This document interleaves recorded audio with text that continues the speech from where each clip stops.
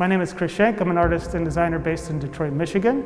I'm originally from Dallas, Texas, where I attended Booker T. Washington School of the Performing and Visual Arts, and I'm back here today for my exhibition, Curved Vanity, at the DMA.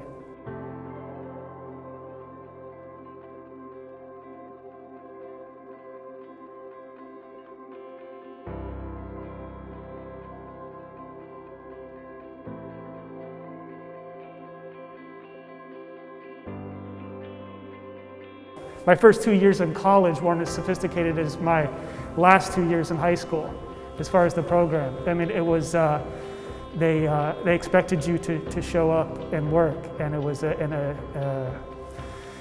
gave you, and they allowed you to believe that you could do art as a career. So before the high school, I wanted to be an artist, but I had no sense of what that meant. Or me or my family didn't think that that was a realistic career path. But the school, you're being taught by professional artists. Part of their practice as educators is to have their own artistic practice. So the high school showed me that I could pursue a career in the arts professionally. And that completely changed my trajectory.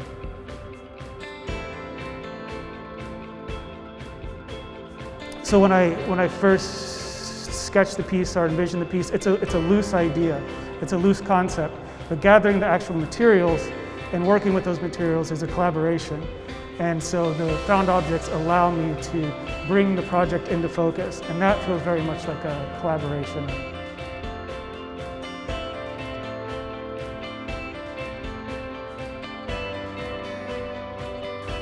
Having the show at the Dallas Museum means, it's the most important exhibition I've had in my life. It's, as you can imagine, I'm from here, so to return here with an exhibition is the best possible scenario that I could imagine.